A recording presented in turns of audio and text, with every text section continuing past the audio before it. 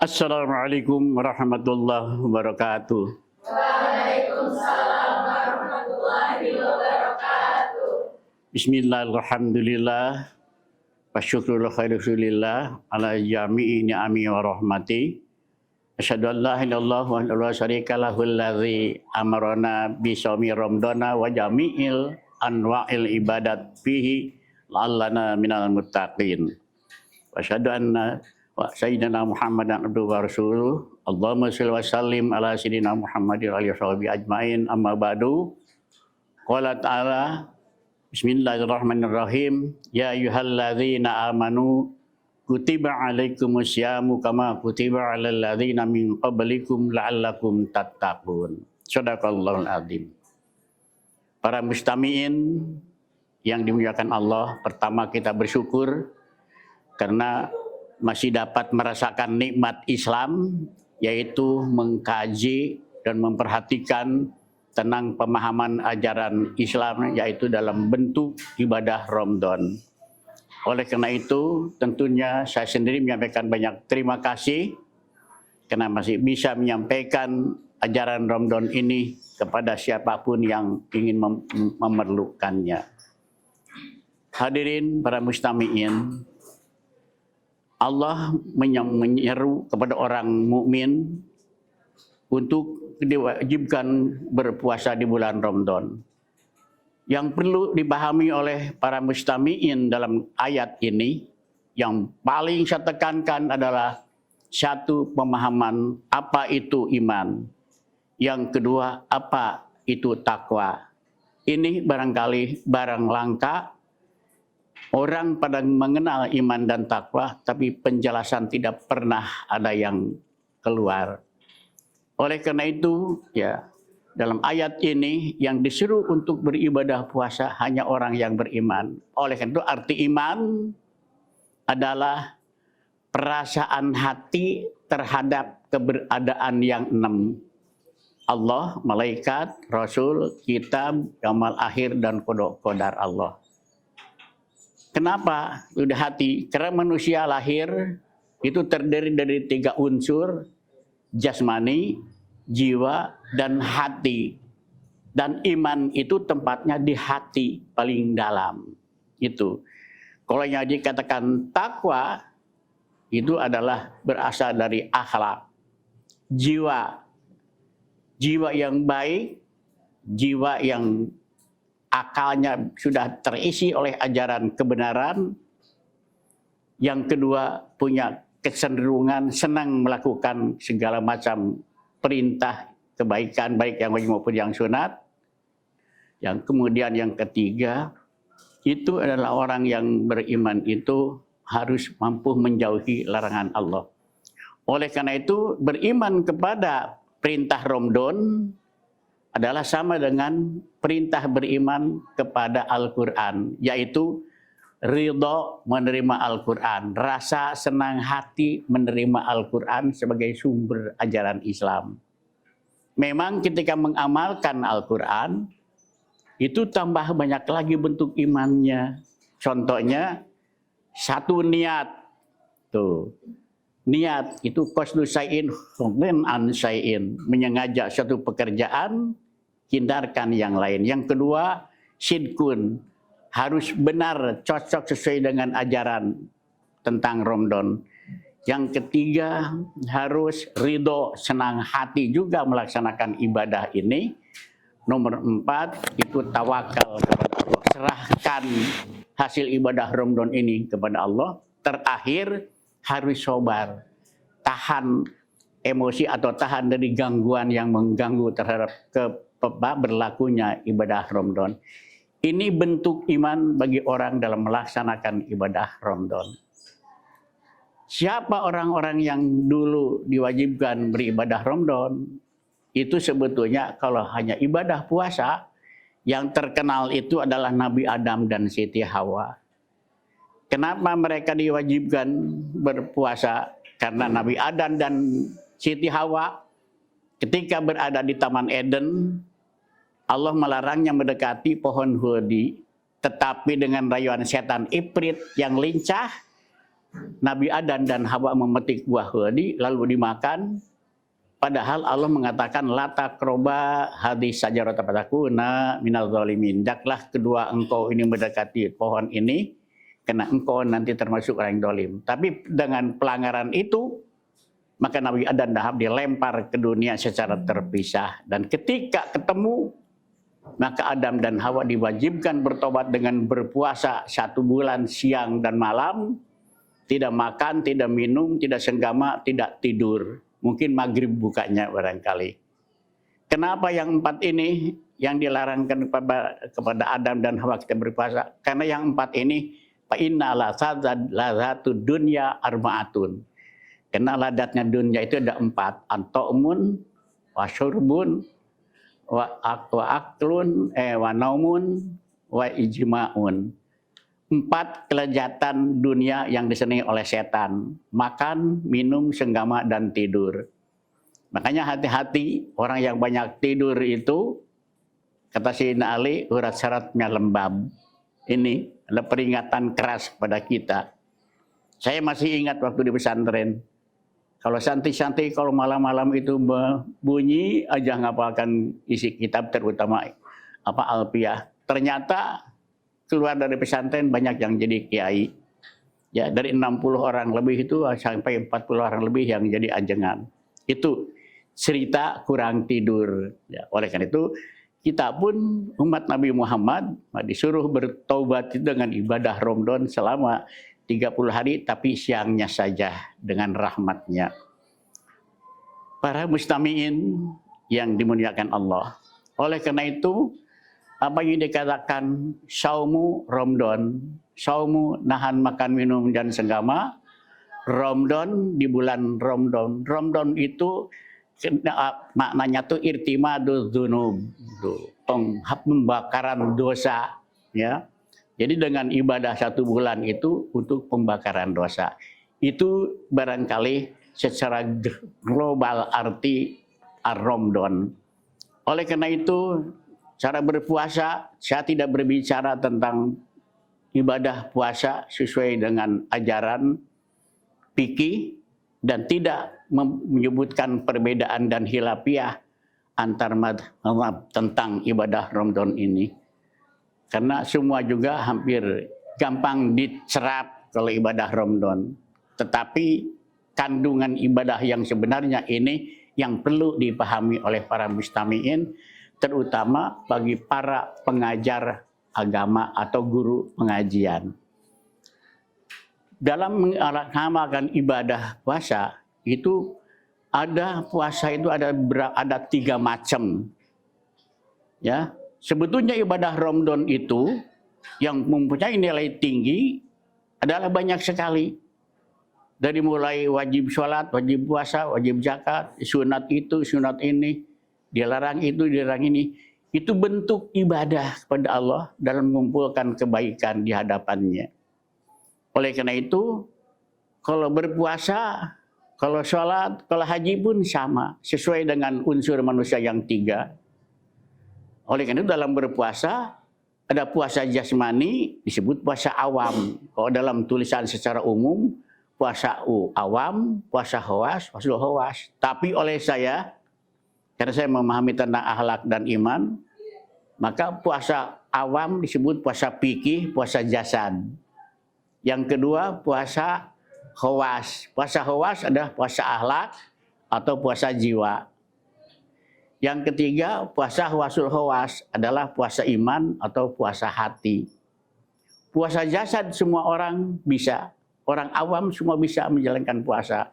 Kecuali orang yang terlalu bandel. Seperti kalau kita siang hari jalan-jalan di pasar.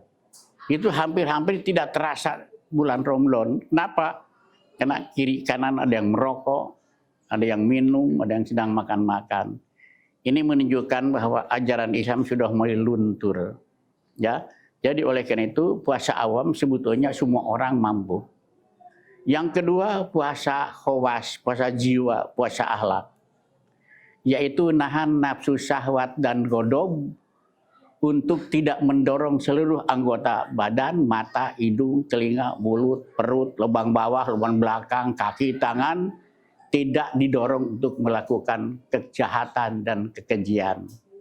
Dan yang ketiga, puasa hati adalah mengosongkan hati dari pikiran-pikiran yang kotor, tetapi diisi dengan zikrullah, beribadah pada Allah. Oleh karena itu, ibadah puasa untuk orang awam semua bisa. Ibadah puasa khawas, puasa jiwa, puasa hati yang bisa hanya orang yang soleh. Siapa orang yang soleh di hadapan Allah? Orang yang cita-cita ibadahnya tinggi, rajin ngaji, qiraatul Quran, memelihara ibadah, kemudian az-zuhud, lebih banyak mencintai agama daripada keduniawian. Yang keempat adalah zikrul maut, banyak ingat maut. Dan zikrul maut yang sebenarnya adalah bukan hanya sekadar ingat, tetapi banyak melaksanakan ibadah sunnah. Itu yang dikatakan zikrul maut yang sebenarnya. Nah, oleh karena itu yang kuat, sekali lagi, puasa awam semua orang bisa, puasa akhlak, puasa jiwa, puasa khawas yang bisa orang yang soleh. Dan orang yang soleh sekali lagi orang yang ahli ibadah, senang ngaji, memelihara ibadah sholat, lebih banyak mencintai keagamaan daripada keduniawian, dan terakhir banyak ingat maut. Itu puasa khawas, puasa hati, puasa jiwa, puasa akhlak. Yang ketiga puasa hati, yang kuat hanya para nabi dan para wali. Kenapa? Karena mereka di bulan Ramadan ini betul-betul menunjukkan kebiasaannya itu dalam beribadah kepada Allah. Itu hikmah dalam atau pemikiran tentang ibadah saum. Kalau sholat, ya sama. Sholat jasmani, jiwa, dan hati. Sholat jasmani cukup jungkir balik dan babacaan. Tapi ini bukan ibadah. Hanya baik menurut fikih. Kalau orang ingin ke surga, dalam ayat Al-Quran, qad aflahal mu'minun alladzina hum khashi'un. Sungguh bahagia atau ahli surga orang yang sholatnya disertai dengan khusyu'un al-hudu' atau rasa tunduk dan merendahkan diri kepada Allah, atau dengan rasa takwa. Yang kedua, rasa iman. Karena orang mukmin, gimana dalam istilah sholat disebut khusyu'ul qalbi, atau bahasa yang paling tinggi disebut tasawuf, proses pencucian. Inilah barangkali ibadah sholat. Ibadah haji pun sama. Ibadah haji yang makbul kalau seluruh ibadah disertai dengan keimanan. Ibadah mabrur itu kalau seluruh ibadah itu disertai dengan khusyuk, al-hudu wa tadarrur, tunduk nanti kepada Allah, hormat dan kasih pada umat. Kemudian yang disebut haji mabrur, haji bengkak, kalau di Arab itu banyak menjalankan ibadah sunat, baik kepada Allah maupun kepada sesama. Ini ada nilai ibadah. Jadi ini kepada para mustami'in, tolong untuk menjadi perhatian agar nilai ibadah itu tertangkap. Jangan hanya beribadah secara kulit jasmani saja. Karena kita ini punya jiwa dan punya hati. Dan yang akan kembali ke alam akhir adalah jiwa dan hati. Dan akan merasakan siksa neraka nanti, itu hanya jiwa. Hati tidak, karena hati di dunia tidak pernah bohong. Seperti ditanya, kamu tadi semalam nyolong ayam. Pasti hati mengatakan iya. Tapi jiwa sering diakal-akalin oleh memedi oleh setan, nafsu syahwat dan nafsu godom, maka dia akan berbohong. Tidak, saya tidak nyolong ayam. Itu perbedaannya. Maka di akhirat dituntut begitu. Sedangkan manusia dengan seluruh ibadah itu merupakan ujian dari Allah. Ya, kullun nafsin dha'iqatul maut. Semua manusia itu akan maut. Walablukum bisari fitnahnya turja'un. Dan semua pun akan diuji dulu dengan kebaikan dan keburukan. Kepada kami kalian akan kembali. Nah ini, jadi ibadah Ramadan merupakan ibadah ujian dari Allah, ya. Tetapi Ramadan pun adalah merupakan gambaran pola hidup orang Islam dari mulai dewasa, balik sampai maut. Inilah barangkali dikatakan ibadah menunjukkan rasa taat kepada Allah. Oleh karena itu, tolong untuk diperhatikan. Nah, kemudian ya hikmah yang ketiga dari Ramadan itu la'allakum tattaqun. Supaya kamu menjadi orang yang bertakwa. Di sini arti bertakwa bermacam-macam, ya. Takwa yang sebenarnya itu adalah ini secara ringkes akhlak yang baik, otaknya diisi ajaran kebenaran, jiwanya cenderung senang melakukan yang benar disebut ipah, dan disertai dengan syaja'ah, penuh semangat. Jadi berilmu, berkemauan dan bersemangat. Itu akhlak yang baik, jiwa yang baik. Ketika itu sebagai sumber laku dibuktikan yang amal baik itu menjadi kebiasaan, maka akhlak yang baik dan kebiasaan amal baik baru berubah namanya menjadi takwa. Itu yang dikatakan la'allakum tattaqun itu begitu.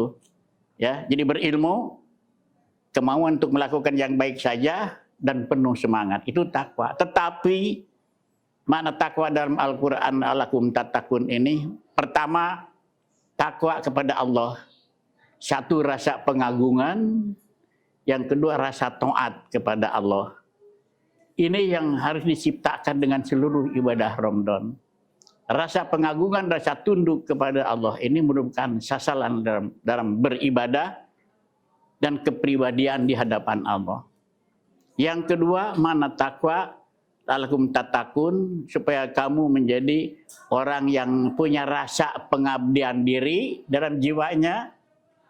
Yang kedua, rasa tunduk kepada Allah. Rasa pengabdian diri dan rasa memelihara diri itu. Jadi dengan seluruh ibadah Ramadan agar kepribadian kita ini mempunyai rasa pengabdian diri di hadapan Allah.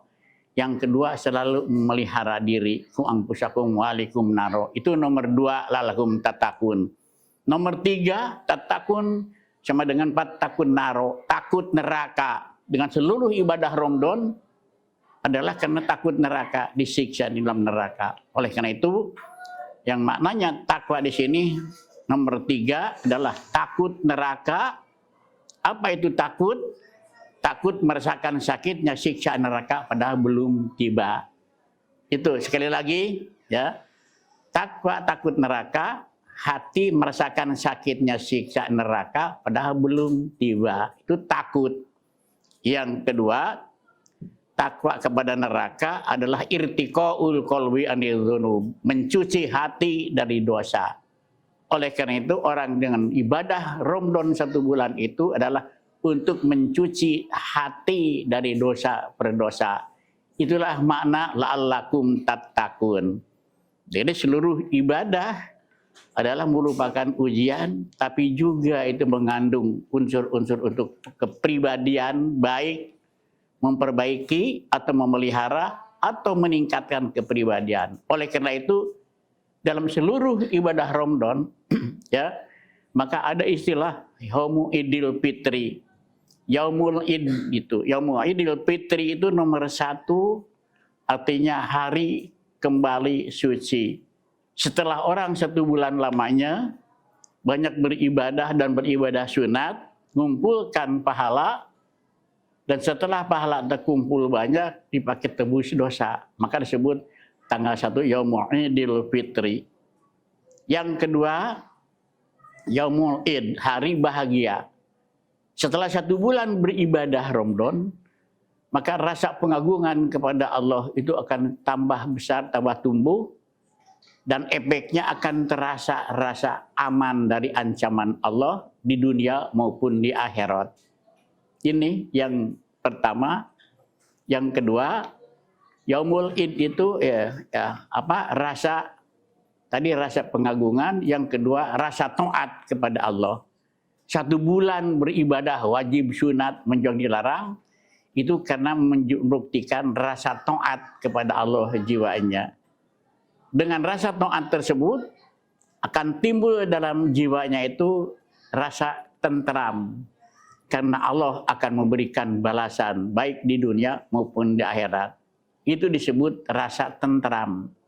Kalau tadi dengan pengagungan menimbulkan rasa aman dari ancaman Allah, yang kedua itu menunjukkan rasa ketaatan kepada Allah akan menimbulkan rasa tentram karena ada harapan mendapat balasan, maka rasa aman, rasa tentram disebut bahagia. Tolong yang gini-ginian ini untuk dipahami. Jangan mengatakan bahagia, tapi proses pembentukannya tidak tahu. Yang ketiga, Yaumul Id itu artinya hari peningkatan. Laisal ida liman nabi jadi, walakinnal ida liman jada taqwa. Bukanlah berhari raya yang berserba baru. Yang berhari raya berarti yang ketakwaannya meningkat. Ini dengan ibadah Ramadan 1 bulan dalam merupakan riadoh pelatihan agar apa? Kepribadiannya meningkat. Maka bulan Syawal itu artinya bulan peningkatan. Karena setelah 1 bulan beribadah berarti pelatihan dalam rangka peningkatan. Itu arti Yaumul Id terakhir yang sering dijadikan pembahasan. Kenapa saya membahas yang gini-ginian dan saya punya sumber? Ya karena saya sebelum ini membaca di YouTube itu ada 6 penceramah tentang ibadah Ramadan, tetapi tidak menyinggung ibadah Ramadan dalam membentuk kepribadian yang sempurna. Kenapa? Karena tidak bersumber. Kalau ini insya Allah karena saya ambil dari kitab Durratun Nasihin. Maka oleh karena tolong para mustami'in untuk diperhatikan agar ibadah kita itu betul-betul. Dan ibadah itu bukan ibadah puasa aja yang 3 unsur berpuasa. Ibadah haji pun sama. Makanya ada istilah ibadah haji itu mabul, mabrur, mabru. Ini juga sama karena 3 unsur manusia dibina oleh 3 unsur agama, maka menimbulkan kepribadian yang istimewa. Kalau istilah Al-Quran dengan 3 materi ajaran Islam itu membentuk manusia satu, mukmin yang seutuhnya, muslim kafah. Atau insan kamil, manusia sempurna karena hatinya beriman, jiwanya bertakwa, jasminnya beramal soleh. Atau disebut juga hakiki, muslim hakiki, muttaqin hakiki. Atau muttaqin hakiki, itu sama. Karena kesatuan ketiga unsur manusia dengan 3 unsur agama akan menjadikan satu kepribadian yang sempurna. Maka yang disebut insan kamil atau muslim hakiki, muttaqin hakiki, mukmin hakiki. Ini yang dihendaki oleh ajaran Islam. Oleh karena itu, mohon maaf kalau saya banyak membahas atau menghidangkan ini, karena memang ini barang langka. Saya sejak tahun 95 meneliti tentang pemahaman keimanan, tasawuf, akhlak dan takwa, dan sampai sekarang itu tidak pernah ketemu yang sebenarnya. Di ceramah-ceramah, di khutbah-khutbah pun tidak terdapat. Oleh karena itu, dengan perhidangan ibadah Ramadan ini, mudah-mudahan menjadi bahan atau bakal untuk menemukan ajaran yang sebenarnya dari ajaran Islam. Ini barangkali. Kenapa demikian? Kalau di dunia sudah tidak diajarkan oleh ajaran Islam, tidak ada yang mengatakan bahwa kami tidak ngerti. Ya, kenapa? Karena semua orang sama tidak ngerti. Seperti sekarang itu ada di akhir Ramadan tadi, qad aflaha man tazakka wa dzakara isma rabbi fasalla. Sungguh bahagia orang yang beribadah Ramadan kalau diakhiri dengan pembayaran zakat fitrah, malamnya bertakbir, siangnya sholat Id. Tapi dalam kenyataannya bagaimana? Mungkin zakat fitrah ramai-ramai bisa membayar. Sholat Id, semua orang hampir bisa. Bahkan merupakan satu hari kebahagiaan, walaupun orang banyak durhaka. Tetapi yang dikatakan wadakaros marobihi, bertakbir, sama sekali kayaknya sudah tidak umum lagi. Sehingga setiap musola dan masjid itu, kalaupun ada, kalau bukan kaset, itu tukang adan, penunggu masjid. Ini juga menjadi bahan acuan bagi para mustami'in, agar ketiga ini jangan kelewat takbir semalam suntuk di malam lebaran ini. Karena ini adalah menurut sebagian ulama merupakan ayat yang menjelaskan tentang di akhir bulan Ramadan. Ini oleh karena itu ya, kalau berbicara bulan Ramadan banyak sekali ya. Ada yang hadis itu menjanjikan ngaji di bulan Ramadan tuh ya. Setiap langkah sama dengan ibadah 1 tahun, dan nanti di akhirat akan bersama kami, kata Rasul, di bawah aras itu. Ada yang siapa yang berjamaah selama bulan Ramadan, maka Allah memberikan pahala setiap langkahnya itu satu gedung di surga yang penuh dengan kenikmatan Allah. Ini sebetulnya motivasi agar umat Islam itu di samping keyakinan pada itu, tetapi memberikan semangat untuk melaksanakan ibadah itu dengan yang sebenar-benarnya. Ini, jadi oleh karena itu, pembahasan ibadah Ramadan dengan hikmah yang pertama tentang 10 hari, yang kedua di akhir bulan Syawal, Ramadan, yang ketiga makna takwa, yang keempat makna yaumul idil. Ini mudah-mudahan jadi bahan pemikiran dan pelajaran bagi umat, terutama bagi para pengajar pengajian, agar ajaran Ramadan ini betul-betul dipahami, sehingga mendorong pada umat untuk dapat melaksanakannya, sehingga menimbulkan kondisi alam dan masyarakat ini menjadi masyarakat Muslim yang mempunyai kepribadian yang sebenarnya sebagai orang Muslim. Itu saja barangkali yang bisa sampaikan ya. Mudah-mudahan ya bisa diserap dan bisa dilaksanakannya, sehingga yang dikatakan bulan Ramadan sebagai gambaran kehidupan beragama seumur hidup itu betul-betul bisa diwujudkan. Bukan hanya mengaku orang Islam, cukup sholat jungkir balik dan pembacaan akan mengisi pintu surga nanti. Tidak bisa sembarangan ya. Ibadah itu harus melengkapi unsur jasmani, jiwa dan hati, atau dalam ajaran Islamnya fikih, akhlak dan iman ya. Itu saja. Sekali lagi mohon maklum apabila ada kekurangan, atau andai kata tidak bisa memahami, silahkan saja hubungi saya. Apa kira-kira yang tidak bisa dipahami? Karena insya Allah walaupun hanya sedikit, saya bisa memahami tentang keimanan tasawuf, akhlak takwa, dan cara beribadah yang sebenarnya ibadah ahli surga. Bukan hanya acong-acongan saja sebagai ciri orang Islam, ketika harus mengandung isi yang sebenarnya. Itu saja barangkali, mudah-mudahan sekali lagi bisa diserap dan bisa diamalkan. Wallahu muwaffiq ila aqwamit thoriq. Wassalamualaikum warahmatullahi wabarakatuh. Waalaikumsalam warahmatullahi wabarakatuh.